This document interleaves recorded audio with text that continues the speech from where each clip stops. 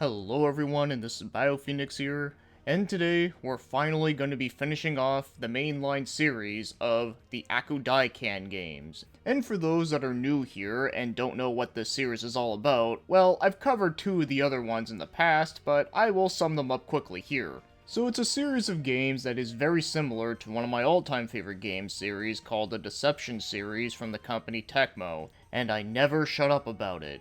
And this is one of the very few games that actually plays remotely similar to that series, and I was both surprised and intrigued. So the main thing that they have in common is that you both play as someone that is considered as a bad guy, and you have to defend yourself by using traps. And they both have many different variations of trap combos that you can make together. But for all the similar things that they do have in common, they also do have quite a bit that is very different. Where Deception was always like a medieval fantasy game that was very dark and gothic looking, where this one is more about a feudal Japan with live action cutscenes and is just super goofy with its tone. And honestly, I love it. I think it is just so entertaining and fun. So to sum up the first two games quickly is that the first game is pretty decent, and I did found it to be pretty fun, though it does have some flaws, but I do think it did lead some good groundwork for a series. And then as for the second game, that one is a massive improvement, where not only does it improve on almost everything when it comes to the gameplay and the amount of variety of stuff you can do in it, but also it was way more absurd with the comedy, which I really love. And I would even say that it is a really good rival to the Deception series, because, it's no secret that I love every single Deception game. Where with Akudaikan, I would say that the second one is almost on that level. And finally, today we're taking a look at the third game in the series, at least the mainline series, and just like the others, it was developed and published by Global A Entertainment, and this one came out in 2007, making it a pretty late PS2 release. So now, let's get talking about the game's story, and the story in this game is pretty much the same as the first two, so there's not really going to be a whole lot else different that I can say about this one, outside of the fact that there is some different goofy characters, like there's a clumsy samurai guy, and then there's also some ninja chick, but she does look different than the one from the second game. And our main two characters get into all kinds of shenanigans where everyone wants to kill them in some way, shape, or form. So, yeah, like I said, if you've seen the other two videos I've done on them, then you pretty much know what it is here. But the most notable thing that this game has going on for its story is that you can actually select between different choices throughout different parts of the game, and depending on what choices you make, you can get different endings. And from what I've heard, there is about 6 different endings, which is pretty cool that this game even has that. Now as for the main menu here, this is also pretty similar to the other games, where the first one is the main stages. After that, it's to buy different traps, equipment, bodyguards, and you can even buy new rooms for the castle, so it's exactly like Trapped on PS2. And after that, it's equipping everything that you want to equip for the mission, and then it's save your game, and then it's exit. So yeah, pretty simple stuff once you know what they do. Now, judging from all this, you're probably thinking that this game's going to be very similar to the second game, with maybe some more tweaks or adjustments, right?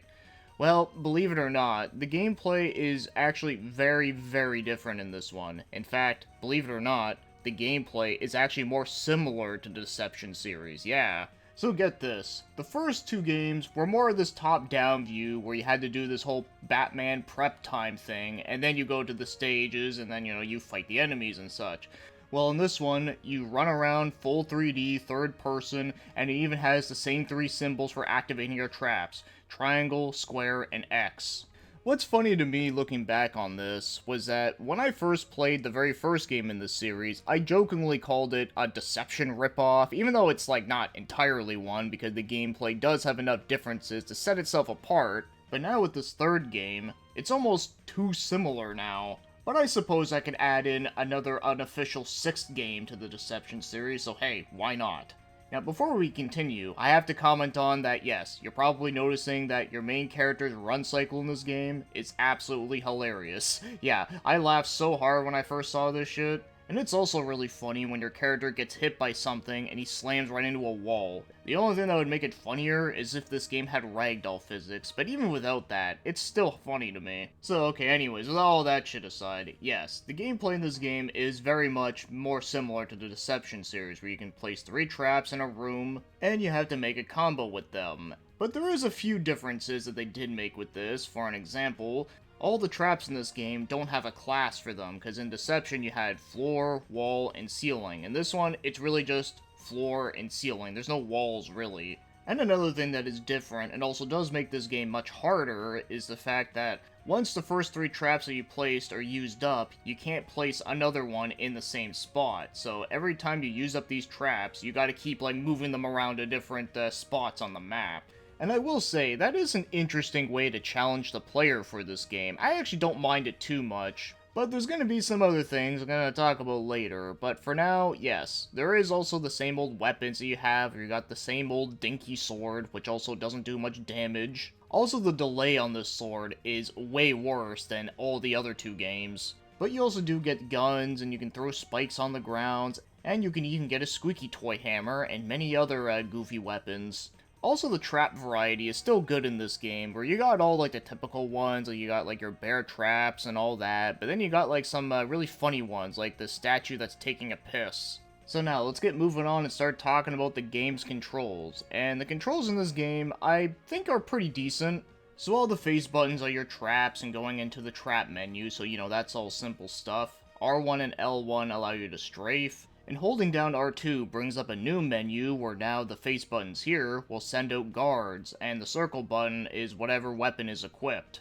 And L2 allows you to face towards the enemy, and of course you still have full camera control, which is always good, and you walk around with the D-pad, and you run around in your goofy animation with the analog stick. Now, the reason I bring up the running is that you can't run forever in this game. Your face in the top left corner shows how tired your guy is, and you start running too much, then he's gonna get so tired where he's just gonna like stop in the same spot, leaving himself open, because not being careful about that can really screw you over.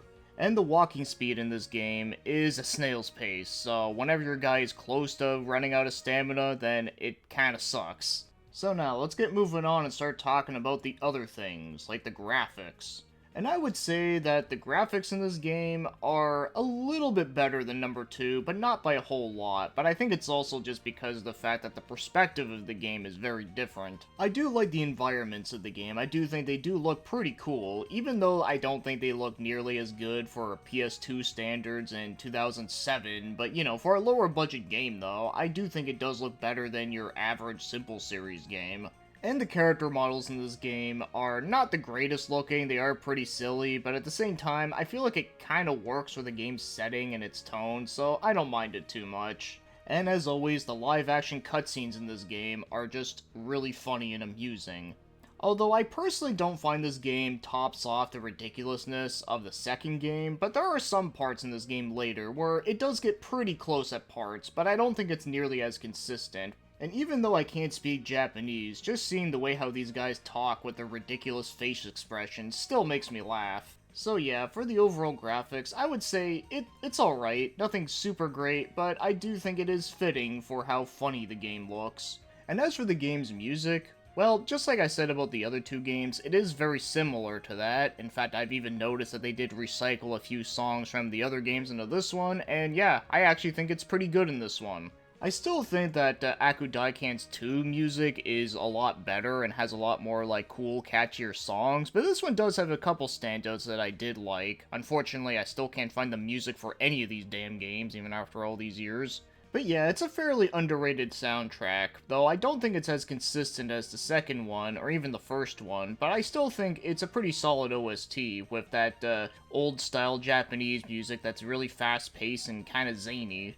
Now, if you want to go out and buy yourself a copy of this game, as of doing this, I could not find any copies at all. Although I did find this training manual that does have a pretty funny cover, so there is that. But yeah, I have no idea what this game would go for if you wanted to buy it. But it seems like out of all the 3 games, it has the least listings on. Like, the first one, there's quite a few of them. The second one still has a little bit, but not too much. And then, like, the random spin-offs on PSP have a couple. And then this one, yeah, nothing. So I'm sure this is probably the rarest game in the series, given that it is a late-release PS2 game, and also, well, it just seems like everything that's old nowadays is rare for some reason.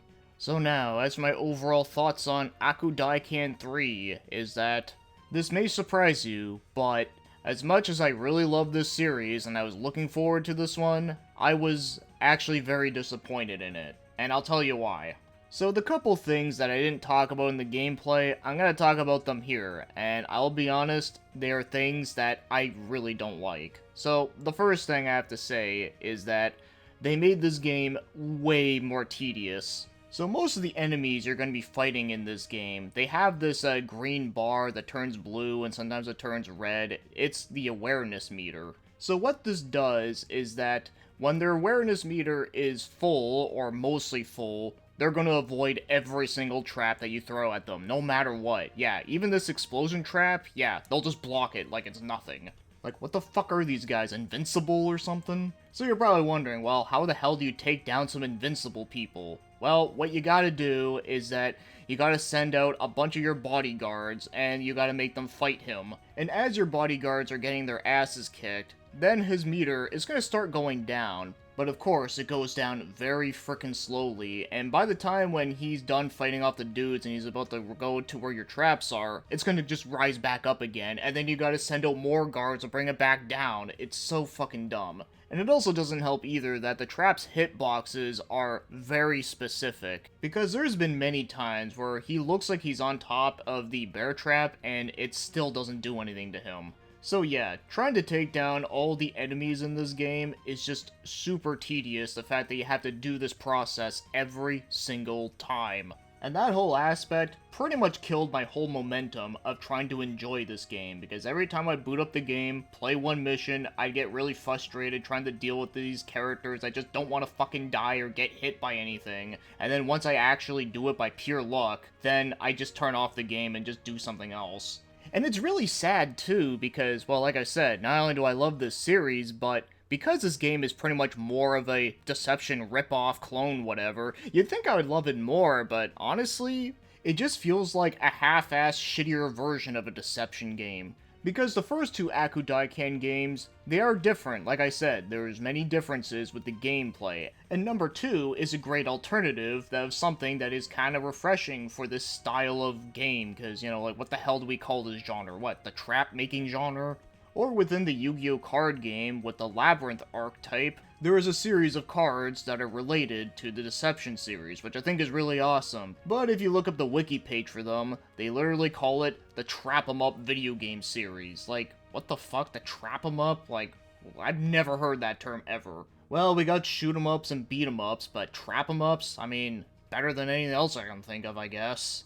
Anyways, the point I'm trying to make here is that number 2 is similar, but does have enough differences that does make it still fun and refreshing. If you're like me and you're like obsessed with the Deception series and you want more of it. Where this game, yeah, it plays more like a Deception game, but it feels like a lower quality budget version that just feels way more tedious than it should. So obviously, this is the worst one in the series, at least in my opinion, at least when it comes to the mainline games. Of course, the PSP games, they're kind of like board game, gambling type games, so obviously that's a whole other genre that I'm just not going to count here. So if you're interested in this series, I would say stick with 2. 2 is my favorite. I think that one is actually legit good, and I do think it's still worthy of a fan translation. But as for this one, yeah, unfortunately, it's the worst. And not only that, but I would even say it's the worst trap 'em up game that I've played. Yeah, am I actually gonna, like, start making that a thing now?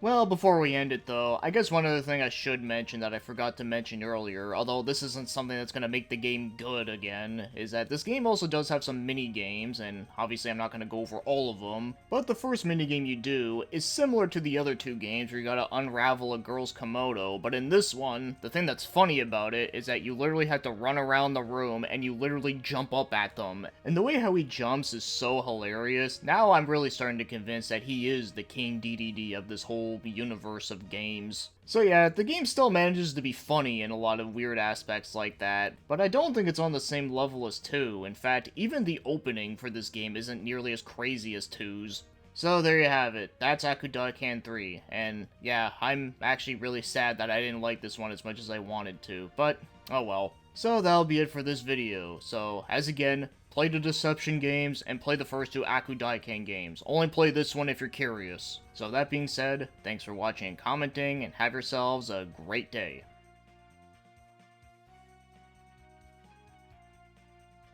I'm the invincible Kanetsugu! If you are brave enough, come and fight me! Did you see that? Wasn't I great? I'm invincible, you know.